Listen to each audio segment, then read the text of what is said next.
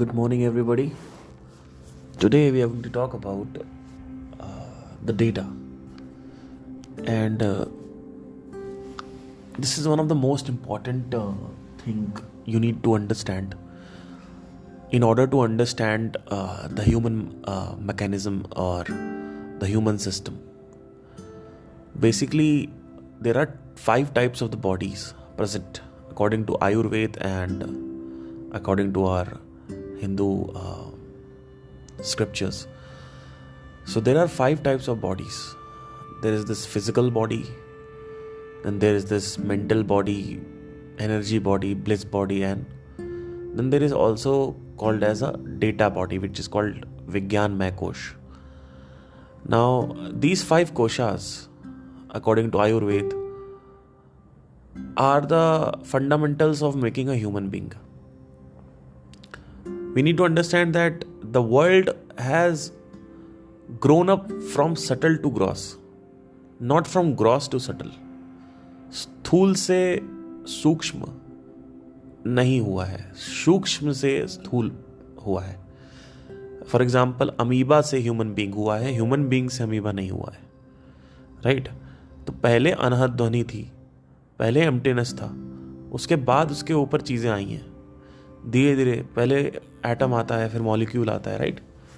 तो सूक्ष्म से स्थूल की तरफ यात्रा है ये, स्थूल से सूक्ष्म की तरफ यात्रा नहीं है ये. ठीक है? इनफैक्ट अगर देखा जाए तो एंड में अगर देखे तो स्थूल सूक्ष्म ही बनता है, ये भी आप कह सकते हो. तो law of bell curve applied है यहाँ पे. तो डेटा क्या है? बेसिकली हमारे शरीर में हर तरीके की मेमोरी होती है, सेलुलर मेमोरी होती है. जैसे फॉर एग्जांपल, कभी आप गलती से उठो और अपनी मदर का ब्रश अपने मुंह में डाल लो, तो आप कहोगे अरे यार ये क्या है. आपकी आंखें बंद है, आप अनकॉन्शियस हो, लेकिन जैसे ही आप डालोगे आप कहोगे अरे ये क्या डाल दिया गलत. जबकि सेम ब्रश है, दोनों ब्रश ड्राई हैं, सूखे हैं, गीले भी नहीं हैं, ब्रश की कंपनी भी सेम है, सब कुछ सेम है, लेकिन जैसे ही आप डालोगे अपने मुंह में, आपको तुरंत अंदाजा हो जाएगा कि ये मेरा ब्रश नहीं है. क्या कभी इसके ऊपर आपने प्रश्न किया, क्वेश्चन पूछा? अगर आप कभी भी अपने रिलेटिव के यहाँ सोने जाते हो और आपको नींद नहीं आती है, तो उसका सबसे बड़ा रीज़न ये है कि आपकी जो स्किन है, जो सेलुलर मेमोरी है, जो सेल्स हैं स्किन में, वो हैबिचुअल है आपके जो बेडशीट है उसके टेक्सचर से. जो बेडशीट है उसकी मेमोरी पड़ी हुई थी अभी तक शरीर में. अभी आप नई बेडशीट और नया एक बिस्तर और नया फोम और ये सब कुछ आप डाल रहे हो, तो अभी उसमें दिक्कत होती है, स्ट्रगल होने में, नींद आती है, नींद आने में स्ट्रगल होती है. कभी आप उठो और गलती से भी आप आंखें बंद करके अपनी मदर का हाथ छू लो, तो आपको पता रहता है कि ये मेरी मदर का हाथ है. आपको पता रहता है मेरी गर्लफ्रेंड का हाथ है, मेरी पत्नी का हाथ है, मेरे बच्चे का हाथ है. आपको पता रहता है, आपको आंखें खोलने की जरूरत नहीं है. तो डेटा जो है वो गैदर होता रहता है. सेलुलर मेमोरी जो होती है रिस्पॉन्सिबल होती है इन सब उदाहरण के लिए जो मैंने अभी दिए. इसके बाद जो मेमोरी होती है वो होती है एवोल्यूशनरी मेमोरी. एवोल्यूशनरी जो मेमोरी होती है, इस मेमोरी में अभी तक जो कुछ भी हो रखा है, अमीबा से लेकर ह्यूमन बॉडी तक, और अमीबा से पीछे भी हो रखा है. मैं अमीबा से पीछे इसलिए नहीं बात करता हूं क्योंकि एक बहुत ही बड़ी कैरेक्टरिस्टिक मैं आपको बताना चाहता हूं कि जैसे ही मैं ऐसी कुछ बात करूंगा जो आपके लॉजिक के दायरे से बाहर है, जो आपके एक्सपीरियंस के दायरे से बाहर है, आपके पास या तो हरा बटन दबाने की अनुमति होती है या फिर आपको लाल बटन दबाने की अनुमति होती है.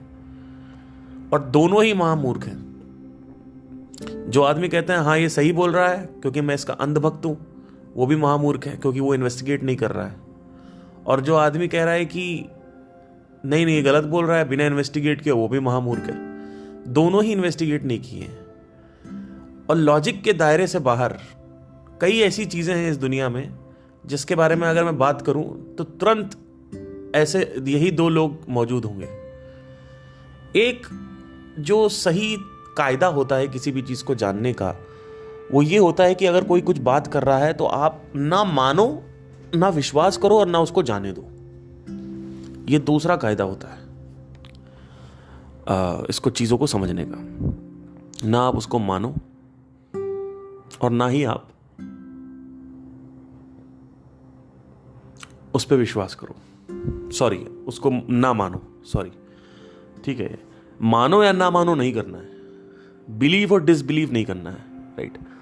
आपको वहां उसको आई डोंट नो बोलना है वहां पे, ठीक है। ये कुछ बात कर रहे हैं, एक्सपीरियंस्ड हैं, चलो ठीक है। मैं इसको अभी कुछ बोलूंगा नहीं, लेकिन मुझे अभी let's investigate because I am interested in this topic. तत्काल वश मुझे अभी इसी वक्त तत्स्पर्श मुझे अभी चाहिए, तो मैं अभी इसको इन्वेस्टिगेट करूंगा और मैं इसको सीखूंगा। मैं कल इन्वेस्टिगेट नहीं करूंगा, मैं 2 साल बाद इन्वेस्टिगेट नहीं करूंगा, मैं अभी इन्वेस्टिगेट करूंगा या करूंगी, ठीक है। तो एवोल्यूशनरी मेमोरी अमीबा से लेकर ह्यूमन बॉडी तक आई हुई है। तो आप देखोगे अमीबा से पहले भी जो कुछ भी था वो सब कुछ उसके इम्प्रिंटेशंस यानी जो स्टोरेज है वो मौजूद है शरीर में।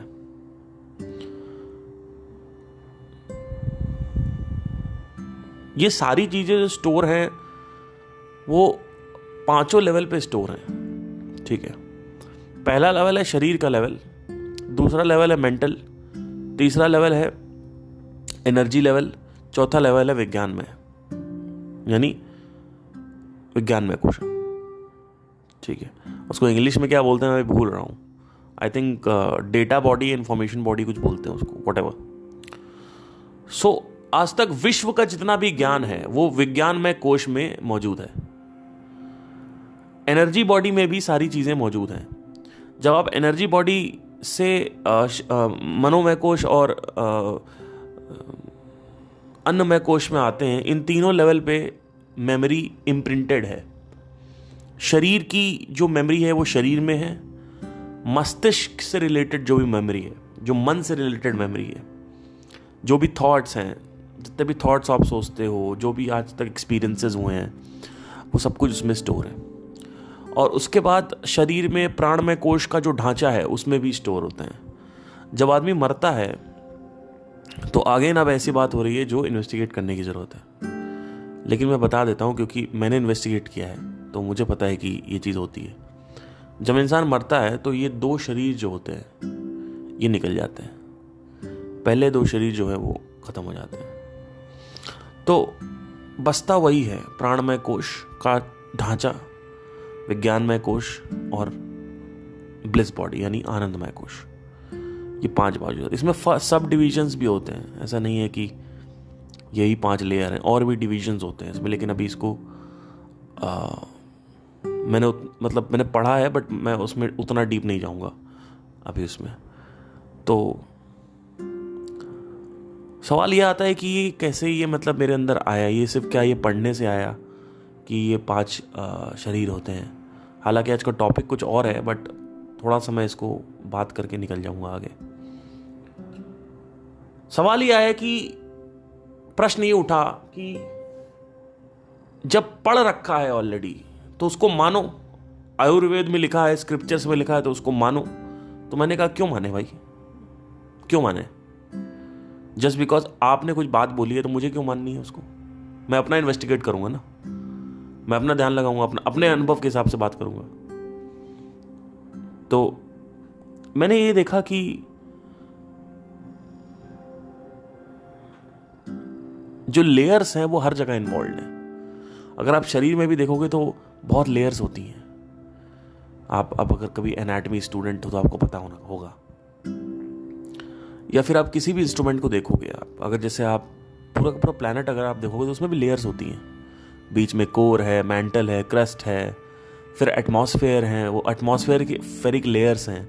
ये लेयर्स फिल्टर करती हैं अल्ट्रावायलेट रेज को, स्पेस रेडिएशन को, right. There are lot of layers. पहली लेयर जो है लेट्स से कि जो कोर है सोलर सिस्टम का, वो सन है, फिर पहली लेयर है। दूसरी लेयर है वीनस, तीसरी लेयर अर्थ, चौथी मार्स, है ना, ऐसे लेयर्स होती हैं। तो सोलर सिस्टम की एक लेयर है। आप देखोगे लॉ ऑफ लेयरिंग जो है आपको दिखने लगेगा इसमें। तो लेयर्स तो हैं, और हर लेयर की एक मेमोरी होती है, और हर लेयर अलग लेवल पर फंक्शन करती है। जैसे स्किन है, स्किन का जो फंक्शन है वो अलग है, हड्डी का जो फंक्शन है वो अलग है, मसल का जो फंक्शन है वो अलग है, राइट। अंदर जो स्किन के सब एपिडर्मिस है या डर्मिस है, उसका जो है बेसिकली अलग फंक्शन है। ये सारे मिलके एक ऑर्गेनिज्म बनाते हैं, मल्टी फंक्शनल ऑर्गेनिज्म, राइट। क्योंकि इसमें सेल्स जो हैं अलग अलग हैं, जो सेल्स हैं वो अलग अलग काम कर रहे हैं, अलग अलग फंक्शंस हैं। तो अलग अलग एक आदमी बहुत सारी चीज़ें कर पा रहा है, एक आदमी चल पा रहा है, चलते वक्त सोच पा रहा है, अपने आप चीज़ें हो रही हैं, राइट। इतने बड़ा कॉम्प्लेक्स मैकेनिज्म है। तो डेटा जो है, वापस अगर इस पे आए तो डेटा बहुत बड़ी चीज़ है, और एक बहुत ही तगड़ा रूल है, वो ये है कि आप डेटा हमेशा रिकॉर्ड करते रहते हैं। ये बहुत बड़ी चीज़ है। आप 13 साल की उम्र में आपने क्या किया, सब रिकॉर्डेड पड़ा हुआ है। तो एक बहुत बड़ा फंडामेंटल लॉ एक और निकल के आता है, और वो लॉ है लॉ ऑफ रिकॉर्डिंग। अब आपको बड़ा सिली सा लग रहा होगा, ये बड़ी बड़ी कमाल की चीज़ है अगर लॉ ऑफ रिकॉर्डिंग की बात करें तो, क्योंकि हर चीज़ रिकॉर्ड हो रही है। अगर आप देखो तो पेड़ सब कुछ रिकॉर्ड करते रहते हैं, उसमें डेटा है, तभी तो वो विकसित हो पा रहा है। अगर 1.0 वर्जन नहीं होगा तो 2.0 कैसे बनेगा, 2.0 नहीं होगा तो 3.0 कैसे बनेगा, राइट। तो पेड़ों का विकसित होना, इंसान का विकसित होना, ये सिद्ध करता है कि पहले की जो मेमोरी है, पहले की जो डेटा है, जो स्मृति है, वो पड़ी हुई है। अगर पहले की जो स्मृति नहीं पड़ी रहेगी, याद जो है वो नहीं पड़ी रहेगी, तो उस याद को यूज करके ही तो आप नेक्स्ट वर्जन निकालेंगे ना। अगर अमीबा रिकॉर्ड नहीं करेगा तो ऊपर के जो सेल्स है वो कैसे बनेंगे, होमो इरेक्टस से होमो सेपियन कैसे बनेगा, राइट। तो स्मृति का होना बहुत जरूरी है, यानी डेटा का होना बहुत जरूरी है। जब इंस्टाग्राम 1.0 का डेटा होगा तो ही तो इंस्टाग्राम 2.0 बनेगा ना, कि डायरेक्ट 2.0 बन जाएगा या 3.0 बन जाएगा। 4.0 बनाना हो तो किसका डेटा चाहिए, 3.0, 2.0, 1.0, राइट। अगर आप सिंपल एक सिद्धांत देखोगे तो आपको ये समझ में आएगा। तो ये सिद्ध है कि रिकॉर्डिंग तो हो रही है, और रिकॉर्डिंग हर लेवल पे हो रही है। तो अब सवाल ये आता है कि अगर रिकॉर्डिंग हो रही है, और रिकॉर्डिंग अलग अलग होती है ह्यूमंस में, एवोल्यूशनरी मेमोरी होती है, मेंटल मेमोरीज होती हैं, और सेलुलर मेमोरी होती है, ठीक है, बॉडी में मेमोरी होती है, आप देखोगे हमेशा। तो सवाल ये आता है कि अगर रिकॉर्डिंग हो रही है तो रिकॉर्डिंग तो हर जगह हो रही है, प्लांट्स में भी हो रही है, एनिमल्स में भी हो रही है, इनफैक्ट धरती, जल, अग्नि, वायु, आकाश सब में हो रही है। इस धरती को ये पता है कि मैंने इतनी औषधियाँ या पौधे या जितने भी पौधे हैं आज तक के प्लांट्स हैं वो सब मैंने दिए हैं। उसको पता है, अलग अलग वैरायटीज़ के उसने प्लांट्स दिए हैं जो पहले पॉसिबल ही नहीं थे, राइट। ये जो इतने वैरायटी के प्लांट्स निकल के आते हैं, इतने वैरायटी के ह्यूमन बींग्स निकल के आते हैं, इतने वैरायटीज़ के एनिमल्स निकल के आते हैं। वैरायटीज़ मतलब क्या, शेर अलग है, टाइगर अलग है, चीता अलग है, लेपर्ड अलग है, स्नो लेपर्ड अलग है, माउंटेन लायन अलग है ना। एक ही कैटेगरी के अलग अलग, ये सब अलग अलग जो फैमिली है आप देखोगे। तो ये फैमिली कैसे आई, क्योंकि कहीं ना कहीं रिकॉर्डिंग हो रही थी, तो अलग अलग वर्जन्स हैं, राइट। तो आप देखोगे अगर आप बहुत पीछे चले जाओ, जब अर्थ का एवोल्यूशन हो रहा था, तो ऐसे में ये रिकॉर्डिंग काम आ रही थी। एक इंस्ट्रूमेंट आया, फिर उस इंस्ट्रूमेंट को यूज़ करके और भी इंस्ट्रूमेंट आए, फिर ऐसे मल्टी फंक्शनल, मल्टी ऑर्गेनिजम्स आने लगे, अलग अलग डिफरेंट टाइप के। तो भौतिकता जो है वो व्याप्त होने लगी, वो सर्वोपरि होने लगी, ठीक है। तो भौतिकता बहुत ज़रूरी है, भौतिकता जो है वो बहुत ज़रूरी है। भौतिकता मतलब क्या, डिफरेंशिएशन। एक बहुत ही बड़ा जो मैं चीज़ बता रहा हूँ, इसको गांठ बांध के रख लेना कि भौतिक जैसे ही बात करोगे आप तो डिफरेंशिएशन आएगा, और जैसे ही आप अनहद ध्वनि की बात करोगे तो आएगा कॉमनैलिटी, एक, सब कुछ एक है। जब सब कुछ एक है तो अलग अलग दिख क्यों रहा है? क्योंकि भौतिकता की बात कर रहे हो, क्योंकि भौतिकता से देख रहे हो, क्योंकि सेंसेस से देख रहे हो। सेंसेस जो है वो भौतिकता प्रकट करता है। सेंसेस जो है वो भौतिकता जो है उसको सरफेस करता है ऊपर की तरफ। अगर आप अपनी आंखों से पूछोगे तो आपकी आंखें कभी मानने को तैयार नहीं है कि ये पूरी दुनिया में सब कुछ एक है। अगर आप अपने कानों से पूछोगे तो आपके कान कभी ये मानने को तैयार नहीं है कि सारी दुनिया एक है। अगर आप अपने टेस्ट बड से पूछोगे, यानी गस्टेटरी, यानी जो टेस्ट सेंस है, उससे पूछोगे, आप कहोगे कि दाल, चावल और उसके बाद पनीर की सब्जी और पालक की सब्जी सब एक ही है, तो वो कहेगा पागल हो गए हो क्या? प्रॉब्लम क्या है कि इस दुनिया की कि एक तरफ बोला जाता है सब कुछ एक है, एक तरफ दिखता सब कुछ अलग है, तो लोग कहते हैं विश्वास किस पे करें, विश्वास किस पे करे जाए? सही बात है, जो मंद बुद्धि होगा वो यही कहेगा।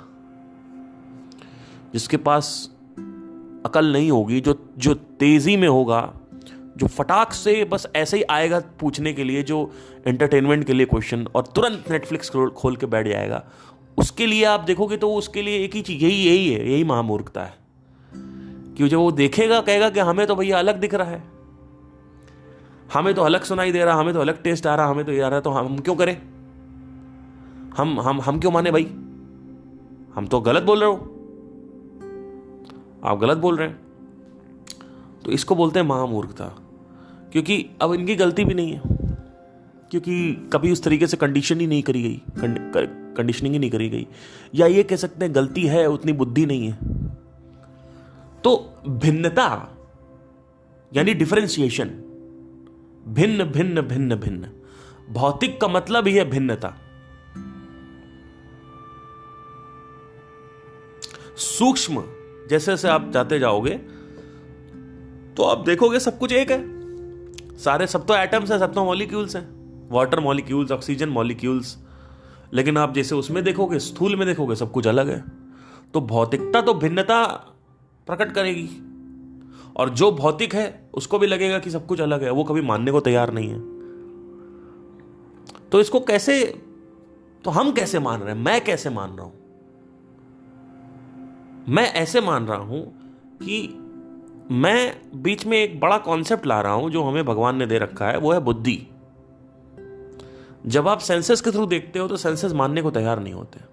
हमारे जो विषय है या फिर जो इंद्रियां हैं वो मानने को तैयार नहीं है, पंच इंद्रियां जो हैं। तो इंद्रियों से अगर आप पूछोगे तो आप इंद्रियों में जी रहे हो तो इंद्रियों से ही पूछोगे। जो आदमी इंद्री में जीता है वही आदमी इंद्री की बात करता है, वही आदमी इंद्री को गुरु मानता है, इंद्री को सबसे ऊपर मानता है, और मंदिर में जाके घुटने टेकता है, और वो वहां पे भी इंद्री तृप्ति के लिए आप भगवान से आकांक्षा कर रहा होता है। तो इंद्री कनेक्टेड है बुद्धि से, एक्चुअली इंद्री कनेक्टेड है मन से, और मन जो है वो कनेक्टेड है बुद्धि से।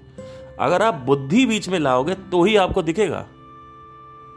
अगर आप बिना बुद्धि के देखोगे, मंद बुद्धि होकर देखोगे, तो आपको नहीं दिखेगा। क्या दिखेगा? कि ये भिन्न लग रहा है लेकिन है नहीं, सब कुछ भिन्न लग रहा है लेकिन है नहीं, भिन्नता दिख रही है, सुनाई दे रही है, लेकिन है नहीं। तो डेटा जो है वो गैदर हो रहा है इन इंद्रियों से, और जब डेटा गैदर होता है यानी डेटा स्टोर होता है, लॉ ऑफ रिकॉर्डिंग अप्लाई होती है। तो रिकॉर्डिंग हर समय हो रही होती है ह्यूमन सिस्टम में, चाहे आदमी सो रहा है चाहे जग रहा है, हर लेवल पे हो रही होती है, शरीर के लेवल पे, मन के लेवल पे, बुद्धि के लेवल पे, ऊर्जा के लेवल पे भी हो रही होती है। और जब आदमी शरीर छोड़ता है तो जो मेमोरी है वो नहीं खत्म होती। तो अब सवाल यह आता है कि मेमोरी खत्म नहीं होती तो क्या आपको याद रहता है मरने के बाद? बिल्कुल याद नहीं रहता। जो टेंडेंसीज हैं वो रहती हैं। जैसे मेरा रुझान 23 की उम्र में ही अध्यात्म में आ गया, तो मेरे जो प्राणमय कोश शरीर का जो ढांचा है जो मैं लेके आया था इस शरीर में, प्राणमय कोश में उसमें मौजूद था उसमें ऑलरेडी था, हैबिचुअल पैटर्न था मेरा कि मुझे 23 की उम्र में, या फिर ये कहा जाए कि मैं 23 की उम्र में क्यों गया। ध्यान दीजिएगा, लोग 50 में भी जाते हैं, कुछ लोग जाते ही नहीं है। तो मैं यंग एज में इसलिए गया क्योंकि मेरा जो वासनाएं थी वो ज्यादा थी इसमें। तो मैं वासना लेके आया था इस चीज की, जो प्राणमय शरीर है ये मौजूद होता है पहले से ही। अगर ये मौजूद है ना बहुत स्ट्रांगली, तो होगा क्या कि आपको 15 साल की उम्र से चीजें दिखने लगेंगी। इनफैक्ट ये एक संगीतकार के लिए भी अप्लाइड है। अगर संगीत में आपका बहुत रुझान था, जैसे मुझे शुरू से ही पता था कि मुझे संगीत में ही कुछ करना है, तो संगीत में मेरा रुझान था तो मैंने किया। और 15 की उम्र में मैं एक बार 5th क्लास में, मुझे समझ नहीं आ रहा था कौन सी एक्टिविटी चूज करें, and I was studying in this college called school called Virendra Swaroop Kanpur में, एंड अवधपुरी ब्रांच थी वो, एंड अमेजिंग बस आती थी, हमें लेके जाती थी एंड ऑल दैट, अच्छी मेमोरीज हैं। तो हमने जब मैं सबसे पहले मैंने ड्रामेटिक्स लिया था, एक्चुअली ड्रामेटिक्स मैंने लिया, और उसके बाद फिर वहाँ पे कराते थे, इंटरेस्टिंग नहीं लगता था। फिर एक दिन क्या हुआ कि मैं ऐसे ही आई थिंक, अब ये मेमोरी सही है या नहीं, क्योंकि memory tends to deceive, but जहाँ तक मेरे पास अभी पड़ी हुई है मेमोरी, उससे मैं बता रहा हूँ कि मैंने अपनी जो टीचर हैं जो मेरे स्कूल में थी 5th क्लास में, उनसे पूछा कि मैम मुझे टॉयलेट करने जाना है, मे आई गो टू टॉयलेट। तो मैं टॉयलेट गया। उस वक्त तक मैं ड्रामेटिक्स ले रखा था। मैं गया और मैं पानी पी के टॉयलेट करके नीचे जाता था, फिर ऊपर आ रहा था। और मुझे आज भी याद है बहुत ही अच्छे से कि मैं ऊपर आ रहा था और जीना चढ़ रहा था, और जीना चढ़ा मैंने, स्टेयर्स मैंने चढ़े, और क्लास की तरफ राइट साइड में मुड़ा तो लेफ्ट साइड में एक छोटा सा दरवाज़ा खुला हुआ था, थोड़ा सा, और वहाँ से ध्वनियाँ आ रही थी, यानी तरंगें आ रही थी, यानी ड्रम्स की आवाज़ आ रही थी। तो तो आई वॉज लाइक कि मैंने कहा ये क्या है। तो मैं गया और मैंने अपना जो रास्ता है क्लास जाने का वो छोड़ दिया, और मैं उस दरवाजे की तरफ खिंचता चला गया। बड़ा इंटरेस्टिंग लगता है, मैं कई बार इसमें जा चुका हूँ, इस मेमोरी में मुझे। अब मैं उसकी तरफ गया और ऐसे मैंने दरवाज़ा खोला, दरवाजे के ऊपर हाथ रखा और ऐसे हल्का सा पुश किया और खोला, तो पूरा अंदर एक जन्नत जैसा जो माहौल था वो था। ऐसा नहीं लगता है कि आप जैसे स्वर्ग लोक में पधार गए हो, ऐसा था। तो वहाँ पे ड्रम्स बज रहा है, दिक दिक चा दिक दिक दिक, उसके बाद पियानो बज रहा है, टिंग टिंग टा टा टा टा टा टा, तो वो सब बज रहा है। और उसके बाद पियानो पे कोई बजा रहा है, उसके बाद कोई ये बजा रहा है, कोई बोंगो बजा रहा है, कोई ड्रम्स बजा रहा है, कोई कोई गिटार बजा रहा है। तो मैं तो एकदम मेस्मराइज्ड हो गया देख के, मतलब it was like an orgasm for me कि ये कहाँ मैं स्वर्ग लोक में पधार गया हूँ। और मैंने विद इन 5 सेकेंड से डिसाइड कर लिया कि मैं अपनी एक्टिविटी चेंज कर रहा हूँ, मैं घर गया और मैंने मम्मी को बोला, मम्मी मुझे ना, मैं एक्टिविटी लिया है, मैं म्यूज़िक करूँगा और मैं कर रहा हूँ, मुझे पियानो चाहिए, मतलब छोटा वाला कैसियो चाहिए। तो फिर मेरी मम्मी ने 3 या 2,500-3 हज़ार का एक SA41 करके एक कैसियो था, वो दिलाया 5th क्लास में, एंड मैंने ज्वाइन किया। और मुझे याद है कि मुझे एक गाना सिखाया उन्होंने, ये सिखाया था। पहली ट्यून थी शायद जो मैंने सीखी थी वहाँ पे एक्टिविटी पीरियड में, धूम थी, 2005 की बात है ये शायद। And those were the good old days, amazing nostalgia. And I still remember कि मैंने वो धूम वाली ट्यून सीखी और मैं पूरे दिन बजाता रहा। फिर मैंने कैसियो को एक्सप्लोर किया, तो वहाँ पे एक 4 बटनें होती थी, उसको दबाओ तो आप ओ मेरे सोना रे सोना रे सोना रे, दे दूंगी जाने जुदा मत। तो वहाँ पे वो ये गाना चलता था। तो I was trying to play this song on this Casio and I was not able to get it. And then the next day I went to this activity period again, and there was this senior of 8th class. I don't know what was his name, and I asked him that please help me with this song. I cannot, मतलब मैंने आधा बजा लिया था, टा टा टा टा टा टा यहाँ तक बजा लिया, उसके आगे मुझे आ नहीं रहा था। तो उसने कहा अरे ये की है यार। मैंने कहा ओ ये वाली की है, मैं तब से ये वाली की दबा रहा था। तो वासनाएं जो होती हैं वो पहले से मौजूद होती हैं। अब वो वासना लेके मैं पैदा हुआ था, ये तभी तो मुझे हिट किया। कई लोग कहते हैं कि आपका पैशन नहीं मिल रहा, आपका पैशन नहीं मिल रहा, आपका पैशन नहीं मिल रहा, आप ढूंढते रहो मिल जाएगा। अरे मिलेगा ही नहीं, है ही नहीं। There is a high possibility कि you are not born with any passion, because you were doing time pass, you are living in the senses. आप इंद्रियों में जी रहे थे, तो यू डोंट हैव एनी। आप मरे लास्ट टाइम आपको बिना किसी वजह से, आपका कोई वासना उस लेवल पे थी नहीं, थी टाइम पास की थी, तो आपको मिल ही नहीं रहा है वो चीज। या हो सकता है कि आप योद्धा थे, तो आप जब यहां पे आए, इसमें आए, तो आप अब अगर कोई योद्धा मरा है, कोई तलवारबाजी बहुत किया उसने, तो ऑटोमेटिकली वो जब तलवार देखेगा तो उसको एक फैसिनेशन होगा तलवार का। अगर कोई भी चीज, कोई बहुत ज्यादा, कोई साइकिल बनी हुई है ना, तलवारबाजी की साइकिल बनी हुई है, तो या तो वो मार्शल आर्ट्स में जाएगा, है ना, या तो वो फिर वो एक्शन में जाएगा, हो सकता है वो एक्शन डायरेक्टर बन जाए, कुछ तो मतलब वो एक जो आज के ज़माने का है वो बनेगा। बहुत सारे ऐसे भी लोग होते हैं जो पैदा होते हैं, जो जैसे नया काम, अब कंप्यूटर्स हैं, कंप्यूटर्स अभी आए हैं, तो स्टीव जॉब्स की बात करें तो स्टीव जॉब्स तो भाई he was a marketing genius, and he was always fascinated. अगर आप ध्यान से देखोगे तो he was fascinated towards the marketing side of the world. So that was also a Karma, that was also वासना, बिकॉज दैट वॉज लाइक कि अच्छा मुझे इसमें बेचने का एक वो है, कुछ ना कुछ उससे रिलेटेड। मैं एग्जैक्टली नहीं बोल रहा हूँ कि वो होगा, बट उससे रिलेटेड कुछ होगा।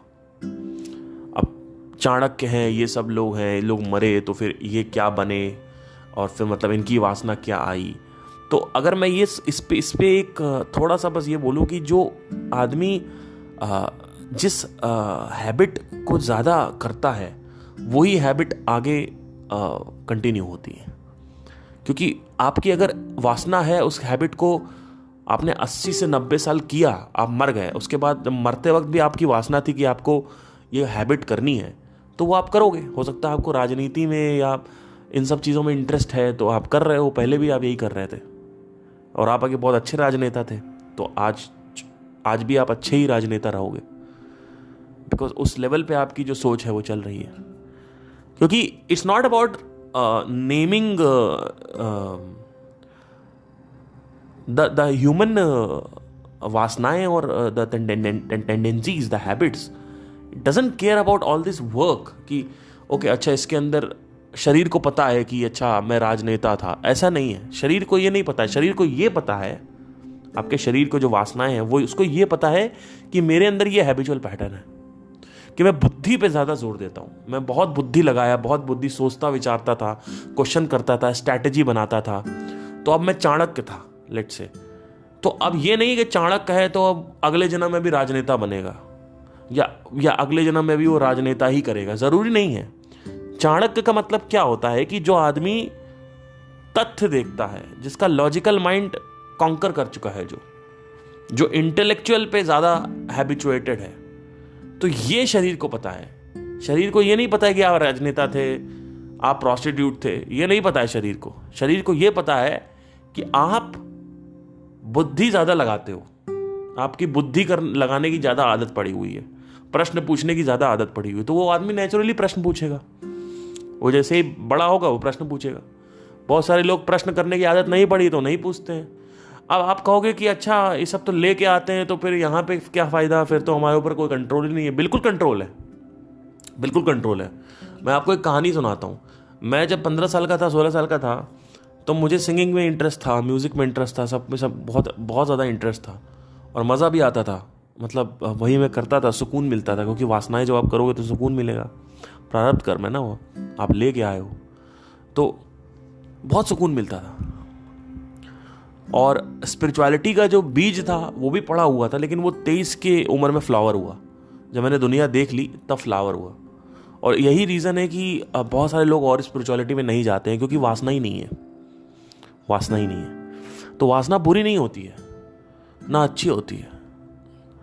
जब मैं वासना का नाम लेता हूँ, कई लोग सोचते हैं अच्छा ये तो बड़ा ख़राब चीज़ है। ऐसा नहीं है, वासना है तो अब यूज़ करो उसको। तो कहानी ये है कि मैं जब 16 साल का था तो मुझे सिंगिंग करनी थी, तो मैंने यहाँ ट्राई किया। मैं मेरठ गया, वहाँ पे 70-80 हज़ार रुपये खर्च किए। उसके बाद फिर मैं यहाँ पे मुंबई गया, वहाँ पे 3-4 लाख रुपए मैंने डुबो दिए, मतलब खर्च किए। एंड मुझे बहुत रिग्रेट भी है उस बात का था। हालांकि मेरे घर वाले बड़े अच्छे हैं इन सब मामलों में, कभी मुझे बोला नहीं कि मेरे पैसे डुबा दिए। ये मेरे मदर जो है मेरी, इस सब मामलों में बहुत अमेजिंग है। मतलब वो अलग बात है कि वो अटेंशन नहीं दे पाई, और जो मुझे क्रेविंग थी उसकी वजह से बहुत दर्द हुआ, वो एक अलग चीज़ है। लेकिन फाइनेंशियली और ये क्या बोलते हैं, इसमें मुझे कभी सुनाने में और उन्होंने नहीं किया जैसे माँ बाप सुनाते हैं कि हमारा पैसा डुबो दिया, ये वो इस तरीके की चीज़ें नहीं थी, which I am really proud of that. So जब मैंने ये सब किया तो मुझे एहसास हुआ। फिर मैं कॉलेज आया, वहाँ पे मैंने bachelors in occupational therapy join किया। It is from Manipal. Again वहाँ पे 4 से 5 लाख रुपए, 6-7 लाख रुपए शायद आई थिंक खर्च हुए थे। तो which I am paying only, but I mean so it's not like कि everything is on my parents' head. So anyway, that was the thing. So in third year I started YouTube. Actually कहानी ऐसी थोड़ा मैं बताने, बड़ी interesting कहानी है YouTube start करने की। वो ये थी कि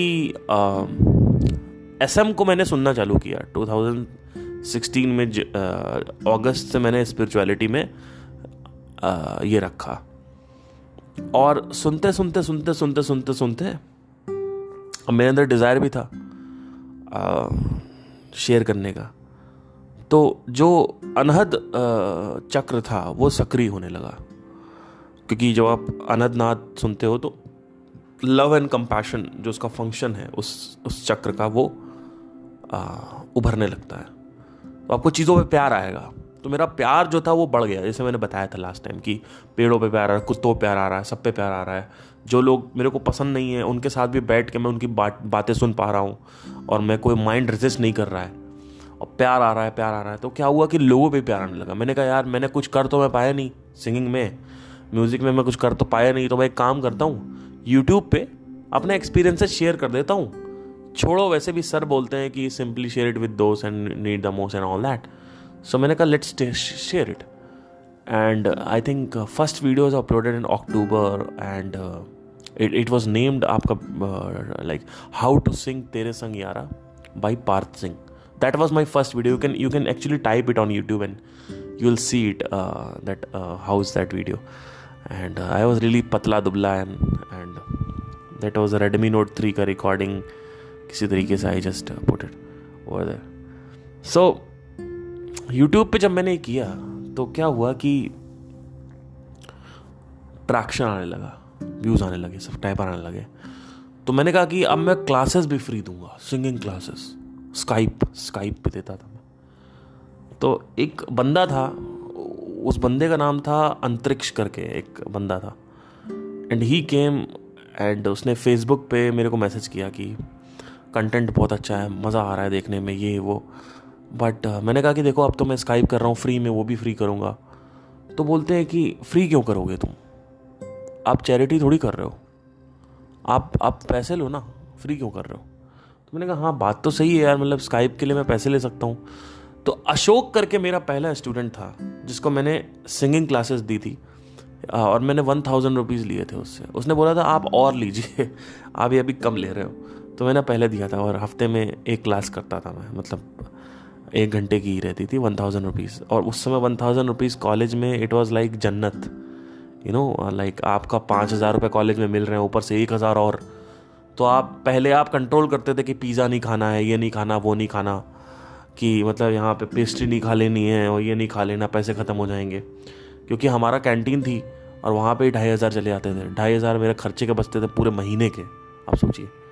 तो अब 1000 और आ गया तो आप सोचोगे अरे यार अब तो मतलब वो भी कर सकते हैं। फिर और पैसे आने लगे, और स्काइप क्लास दिया, और पैसे आने लगे। एक टाइम पे 10-12 हज़ार रुपये आने लगे मेरे पास महीने के। आप सोचिए, सीधा 5000 से 10-12 हज़ार।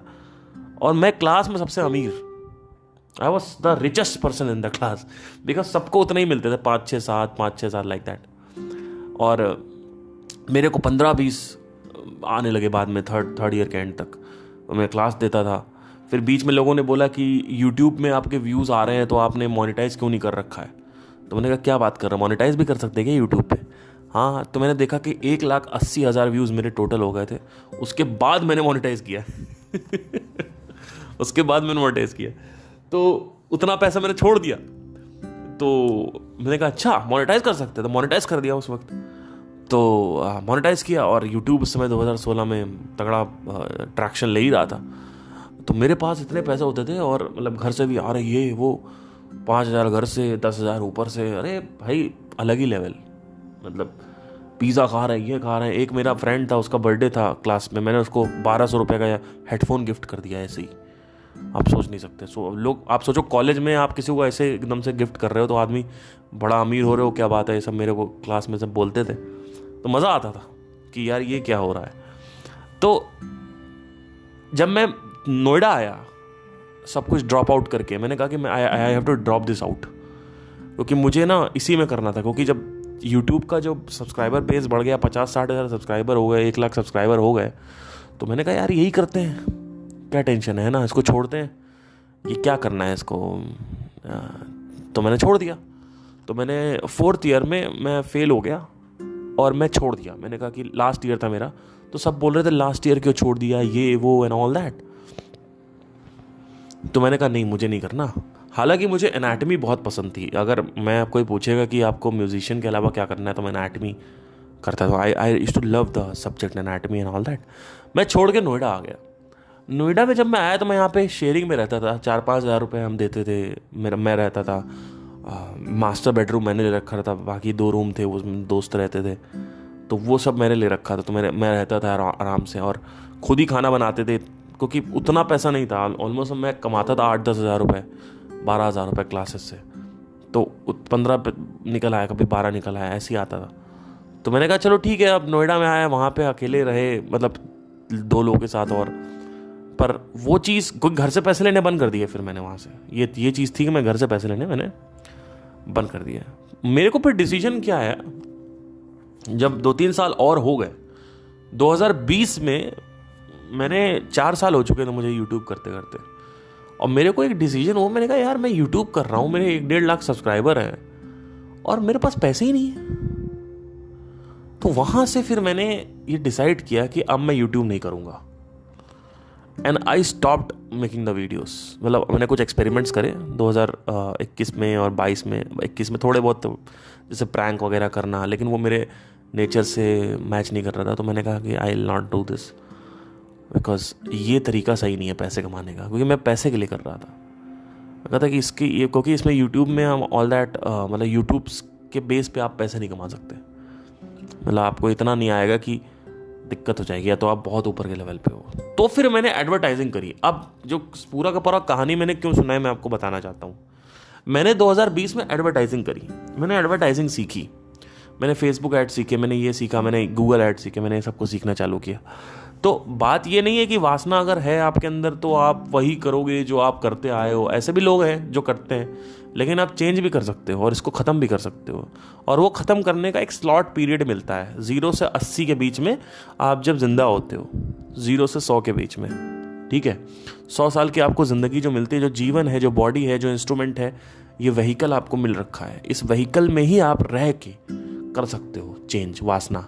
आप बिना व्हीकल के वासना चेंज नहीं कर सकते कि आप मर गए उसके बाद आप वासना चेंज कर रहे हो। नहीं नहीं नहीं, वासना को चेंज करना या वासना को ख़त्म करना सिर्फ व्हीकल से ही हो सकता है, इसीलिए इसको व्हीकल बोलते हैं, इसीलिए इसको इंस्ट्रूमेंट बोलते हैं। और कई लोग इसको इंस्ट्रूमेंट को बर्बाद कर देते हैं, है ना। तो मैंने एडवर्टाइजिंग सीखी, जब मैंने एडवर्टाइजिंग सीखी तो मैंने वहाँ से अपने कॉलेज भी कंप्लीट कर लिया उस पैसे से, जो पैसे आए थे, और सब कुछ कर लिया। तो आपको ऐसे समझना होता है। तो वासना ऐसा नहीं है कि अब लोग कहते हैं कि मैं तो सिंगर बना हूँ, मैं म्यूजिशियन हूँ, मैं यही करूँगा, मैं इसी के लिए बना हूँ, और फिर वक्त जब आता है, जब कुछ नहीं कर पाते, तब जॉब करने लगते हैं। और जॉब के लिए तो आप नहीं बने थे, आपने तो बोला था मैं संगीतकार हूँ, संगीत के लिए बना था, अब तो आप जॉब कर रहे हो, है ना। तो इससे अच्छा तो अगर मेरी बात मानते तो एडवर्टाइजिंग सीख लेते, तो आप वही कर रहे हो तो जो आप कर रहे हो। क्योंकि देखिए, आपने सीखना एडवर्टाइजिंग ही है, आपने मार्केटिंग सीखा, तो आप आउट ऑफ द जोन गए हो, अपने हैबिचुअल पैटर्न के आगे गए हो, अपनी वासनाओं के आगे गए हो ना। आप अपने वासनाओं से कुछ अलग कर रहे हो, और वो फिर वासना बनने लगता है। अब आज की डेट में अगर मैं आपको बताऊं तो मेरा जो पैशन है वो एडवर्टाइजिंग में, मार्केटिंग में ज़्यादा है रादर देन म्यूज़िक में। म्यूज़िक इस समय सेकेंडरी हो गया, मेरे प्राइमरी इस समय एडवर्टाइजिंग हो गया मेरे लिए, क्योंकि मैंने इतना प्रैक्टिस कर लिया एडवर्टाइजिंग, मार्केटिंग की, मुझे यही करना है। तो ऐसा लगता है कि पहले ये करें, और ज़रूरी भी है, क्योंकि जो आदमी एक बहुत ही अच्छा मार्केटर है वो आदमी के पास फ्रीडम है। क्योंकि सेंटर पॉइंट मेरा जो लाइफ का है वो फ्रीडम है, वो जुड़ा हुआ है पीस से। और पैसा नहीं है तो फ्रीडम नहीं है। अब कितना भी आप सेल्फ नॉलेज ले लो, आत्मज्ञान ले लो, आपके पास पैसे नहीं है तो आप बंधे रहोगे, आप भौतिकता में बंधे रहोगे ना। या तो ऐसा करो कि सब कुछ छोड़ दो, पहाड़ चले जाओ, वहाँ पे सेवा एवा करो, वो भी नहीं है। आपको एक्सप्लोर भी करना चाहिए सब कुछ। आप कितना करोगे? अब भैया आपने समझ लिया कि मैं ब्रह्मांड हूँ, ख़त्म। उसके आगे कोई कहानी थोड़ी होती है। उसके बाद तो आपको एक्सप्लोर करना ही पड़ेगा। तो आप एक्सप्लोर करोगे, जो चीज़ करने वाली है वो एक्सप्लोर करोगे। आप कितना मेडिटेशन बेटर होगे, चक्र वक्र कितना चक्रों में पड़ोगे इन सब चीज़ों के। आप भौतिकता एक्सप्लोर करोगे ना। भौतिकता एक्सप्लोर करना कोई ख़राब बात नहीं है। भौतिकता में इंटेलेक्चुअली इतनी सारी चीज़ें हैं, मार्केटिंग में इतनी क्रिएटिविटी होती है कि आप नई नई क्रिएटिविटी और बहुत सारी चीज़ें हैं जो आप सीखते हो, जो आपको पता ही नहीं है, जो बहुत सारे लोगों को नहीं पता है। जैसे जब मैं कहानी सुना रहा होता हूँ तो आपका left side of the brain activate होता है। जब मैं लॉजिकल कोई बात कर रहा हूँ तो right side of the brain activate होता है। ये पता है आपको? अगर आपके left side of the brain पे मैं कॉन्कर कर लूँ तो मैं अभी इसी वक्त आपको कुछ खरीदवा सकता हूँ, आपका पैसा अपने जेब में डाल सकता हूँ। यही तो कर रहे हैं, और क्या कर रहे हैं। आज तक आपने जो कुछ भी खरीदा है, जो कुछ भी खरीदा आपने, वो सब कुछ इमोशनली खरीदा है, कोई लॉजिकली नहीं खरीदा है। People buy it emotionally and then they rationalise it, right, then they label it with logic. आपने आईफोन खरीदा है तो आईफोन को आपने इसलिए नहीं खरीदा कि आप जो बोल रहे हो कि कैमरा अच्छा है, लैगिंग नहीं करता, और व्लॉग बनाने थे, टिकटॉक बनाना था। आपने इसलिए नहीं खरीदा है, आपने इसलिए आईफोन खरीदा है क्योंकि आपको दिखाना था। और वो दिखाना जुड़ा हुआ है जेलसी इमोशन से, एंगर इमोशन से। क्योंकि एंगर, आपको किसी ने एंग्री किया है दिखा दिखा के, तो आप उसको एंग्री करना चाहते हो। रिवेंज जुड़ा हुआ है, जेलसी जुड़ी हुई है साथ में, तो इमोशनली जुड़ा हुआ है उसमें साथ में। और यही एप्पल कर रहा है। एप्पल ने क्या कर रखा है? माइंड स्पेस कॉन्कर कर लिया आपका, ठीक है। उसको आपको ये आपके लिए एप्पल का डिजायर बढ़ा दिया उसने। कोई अननोन ब्रांड है, उसका डिजायर आपको नहीं है, लेकिन एप्पल का आपको डिजायर है। गुची के जूते आपको खरीदने, स्केचर्स के जूते खरीदने हैं आपको, रिबॉक का डिजायर है आपके अंदर। ये सब डिजायर डाला है इन लोगों ने। तो डिजायर कैसे आता है? धीरे धीरे आप जब ब्रांड आपको नर्चर करता रहता है तो आपको डिजायर आने लगता है धीरे धीरे। पोजिशनिंग बोलते हैं इसको, ठीक है। तो आप देखोगे कि left side of the brain अगर आप देखो तो बहुत सारी चीजें एडवर्टाइजिंग में जो आपको पता ही नहीं है, मार्केटिंग में ऐसी चीजें जो पता ही नहीं है। तो सवाल ये आता है कि ये वासना है, ये जो मेमोरी है, ये कैसे बनती है? जो हैबिट्स है हमारी, अगर हम एक ही चीज़ बार बार करते रहेंगे तो हमारा वो घनघोर वासना में कन्वर्ट हो जाता है, और वो वासना रह जाती है अगर आप मरोगे तो भी, और वो वासना आगे एक्सप्रेस होती निकलती है। उसके बाद जब आप इंटेलिजेंट हो तो आप कोई नई वासना भी बना सकते हो। अब जैसे एडवर्टाइजिंग की नई वासना बन गई है क्रिएटिविटी की नई वासना बन गई है, प्रश्न करने की वासना बन गई है, तो ये सब वासना बन गई। अगर मेरे को भी कोई गोली मार दे तो मैं यही करूंगा जो आगे कर रहा था, राइट। तो मतलब मैं यही करूंगा जो अभी कर रहा था, आगे भी। आपका कोई चेंजमेंट नहीं होता है, वो सब कुछ वैसे ही कंटिन्यू होता है जो भी होता है। तो ये होता है, राइट। तो मेमोरी जो है, डेटा जो है वो गैदर होता रहता है। ये डेटा वासना बना देता है। अगर थोड़ा डेटा है तो इंटरेस्ट होगा, अगर ज़्यादा डेटा है तो वासना बन जाएगा। आई होप आपको समझ में आया हो, क्लियर हुआ हो। Thank you, take care.